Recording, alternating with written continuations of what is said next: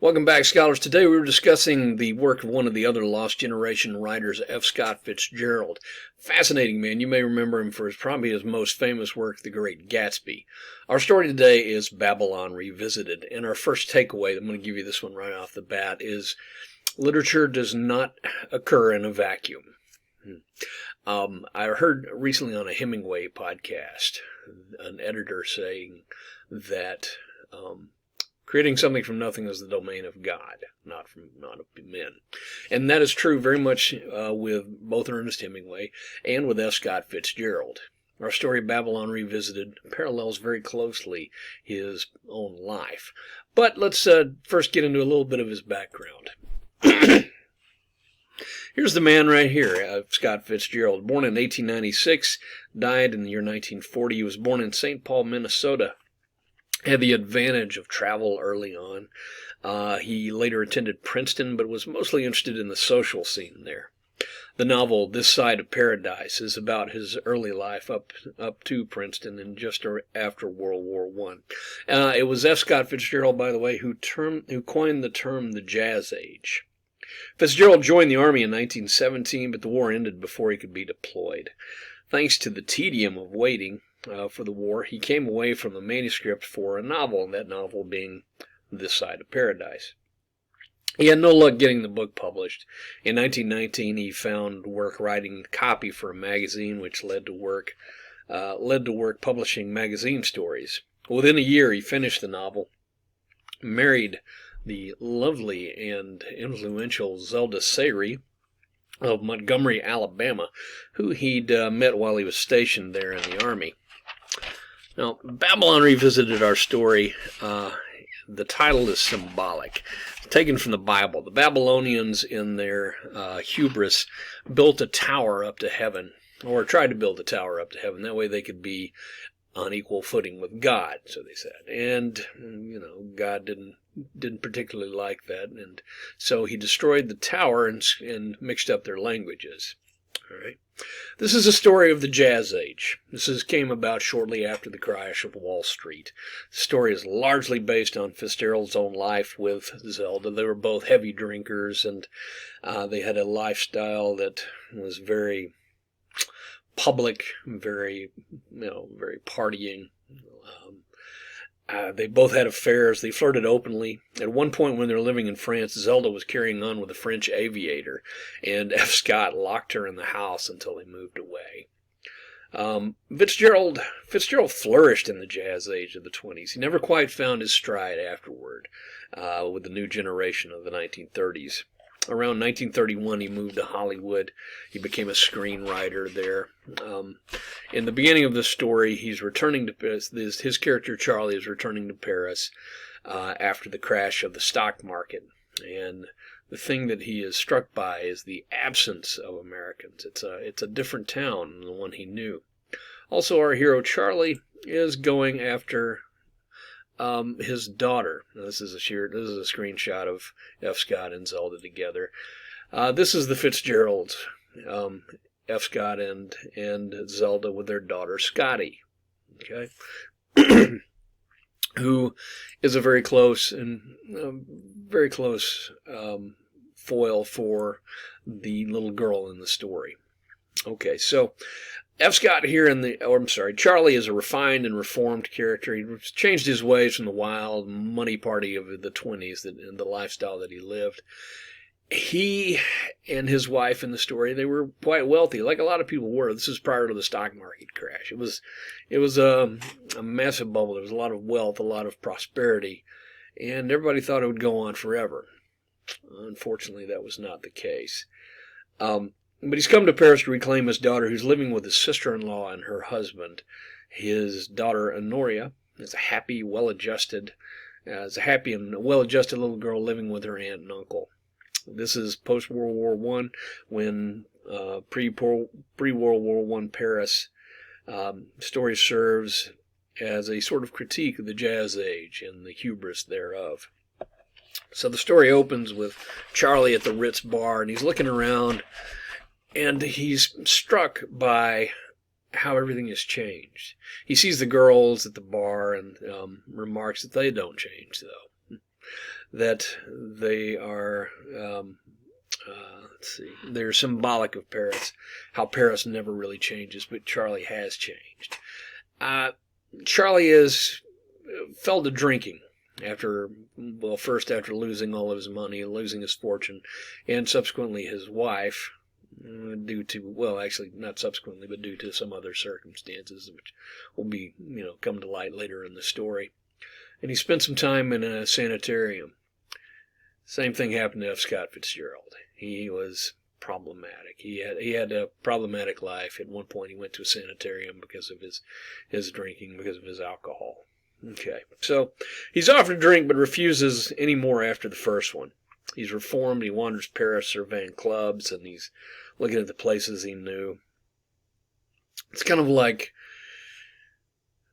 going back to your high school campus after a year or two, going back for homecoming, walking around the halls, the places where you spent your formative years, and reflecting on how different it is now, and how you think about how you were then versus how the students there are now. He mentions a lot of famous clubs, mentions going to see Josephine Baker. Josephine Baker, by the way, was an actual public figure. She was an African-American singer and dancer who went to Paris because racism there was practically non-existent. In fact, a lot of Americans after World War I stayed in Paris or went to Paris because the economy was better.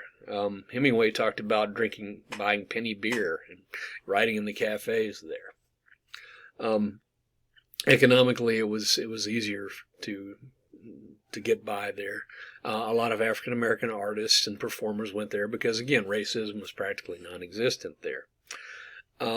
It was far more progressive at the time and African American performers went there as a result, including Josephine Baker.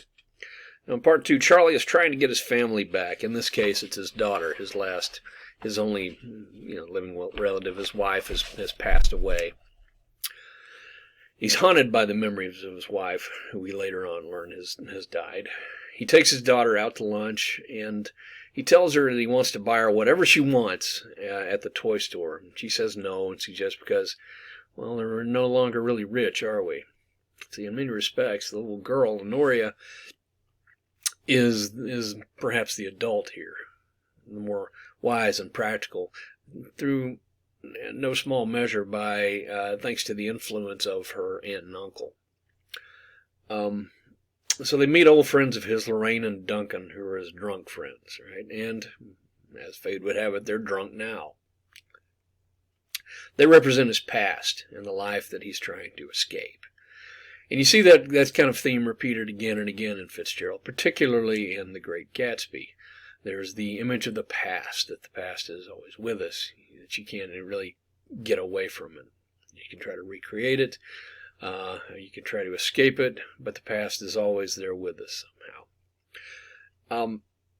The text says that he's stronger than they are now, and they want to feed off of his energy. Two things happen here. Number one, they want him to drink with them because, that's what they do. They're drinkers. And two, they're drawn to his normalcy, to his strength, to his resistance. They kind of want to feed off of that energy. They want to pull him back down on the party scene. That's why he brushes them off when they offer to look him up. And, he says, "We'll come out of your hotel. Oh, look, I'll just look you up. Thanks. I'm good." So Honoria, his daughter, tells Charlie that she wants to come and live with him. She loves her dad. She misses him. It's been fine living with her aunt and uncle, but it's not quite the same. Right? He goes to tell Marion, that's his sister-in-law, and Lincoln, his brother-in-law, that he wants her back. Marion says strictly no. Marion is strong, protective type. She's this strong female presence in the family. After all, it is his sister that she was married to, and she witnessed the lifestyle that they lived and the debauchery thereof. Lincoln lets her speak, doesn't protest, because although he loves Honoria, it's another mouth to feed on his banker's salary. Right? She does, as much as he loves Honoria, she has kind of a financial strain and not really his responsibility. Yeah. So as the conversation continues, Marion reveals that she is still angry at Charlie. See, what happened is there was an argument between the two of them, and he had gone on home. She had stayed at the club and locked the door. He thought she would be back in the morning. It turns out she was outside and got locked out in the cold, and so she blames Charlie for Marion's death because she came back over to their house, to Lincoln and Marion's house, and later contracted pneumonia and died. And this actually happened in Fitzgerald's life when Zelda had a flirtation with an amorous pilot. Fitzgerald locked her in the house until the pilot eventually moved away. Now, Charlie still feels terribly guilty over his wife Helen's death, even though she died of a heart condition, not the pneumonia that she contracted from being out in the cold and getting sick. He goes back to his hotel to let Lincoln and Marion think things over, give them a little space, and maybe they can discuss it. So, part 4, page 1154, the present was the thing. This is Charlie's internal monologue. The present was the thing, work to do and someone to love, but not too much, for he had the injury that a father, or he knew the injury that a father could do to a daughter or a mother to a son by attaching them too closely. Now here both the character of Charlie and F. Scott Fitzgerald express fear of loss and the terror of losing people. Right? He has lost his wife. He desperately does not want to lose his daughter here. So he reaches out to Lincoln and Marion, calling Lincoln at the bank where he works, and then later meeting him for lunch. Lincoln chastises Charlie a bit for his former irresponsibility with money. Right? There's maybe just a note of jealousy here in Lincoln's voice, but there's also, imagine, a measure of concern because, he's thinking, well, I remember Honoria had to remind Charlie, we're not exactly rich anymore. I've got enough dolls. You don't need to buy me stuff. Okay. But he reminds him of how Charlie and Helen wasted their money. They were frivolous with everything when they should have been spending it on their daughter. They were spending it drinking and partying and living the high life in Paris. He's telling us that the era is past and we're entering a new era here. He goes back to the Ritz, and Lorraine, his drinking buddy, has left a note. By the way, Lorraine and her friend, they're not married, right? Her husband had to stay back in America because, they don't make as much money as they used to. And he goes, here, I'll just do whatever you can, do as much damage as you can do on this amount of money I'm going to send you with. And so he's off with her buddy. So you get the sense that perhaps this is, at least for Lorraine, an open marriage. So anyway, Lorraine is a source of temptation from the past. He's sure about his future with his daughter. And so he crumples up the letter. She's left him a letter. Come, you wicked boy, come join us. Come party with us. And he just reads this and goes, no, I don't think so. She is a threat to the future, a threat to my getting my daughter back. I don't want any of this. So he goes to the Ritz again to meet Marion and Lincoln to discuss getting his family back together. And then just as things are starting to look up, Lorraine and Duncan show up. And they've tracked him down at the worst possible moment. What makes, in a very kind of creepy and very inappropriate scene, Lorraine actually winds up flirting with Marion's little boy. You get the sense he's not even a teenager yet. He's maybe 10 or 12. This is a metaphor for being unable to escape your past. Their arrival, their sudden appearance here, just as he's about to recover his family and to get things back together, she shows up in his past, comes back to haunt him. Marion and Lincoln wind up leaving. Marion, of course, gets so upset she gets sick, gets a sick headache. She's ultimately kind of fragile, and so. The next day, Charlie calls Lincoln and tells him that they're going to have. Charlie calls Lincoln to apologize for the scene that Lorraine and Duncan made. Lincoln tells him, "Look, we're going to have to table this custody discussion for another time. He's still in Charlie's corner, still wants him to have his daughter back, but Lorraine is convinced that he is no better or no different than he was. So Charlie, what can he do? He reluctantly agrees. Charlie goes back to the bar, which bookends the story, back at the Ritz again, and he starts at the bar and ends at the bar in the story. The end has a bit of a hopeful note. There's the possibility that he'll get his daughter back after he's paid for his sins.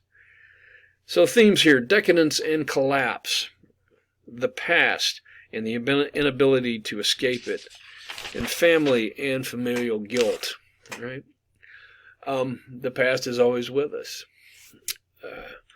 And there's a quote I found here from F. Scott Fitzgerald that I think sums this up nicely. It came from his novel Tender as the Night, but it really expresses the theme here in Babylon Revisited. Sometimes it is harder to deprive oneself of a pain than of a pleasure. All right, folks. Well, that's going to do it for F. Scott Fitzgerald. I'll see you in the next video.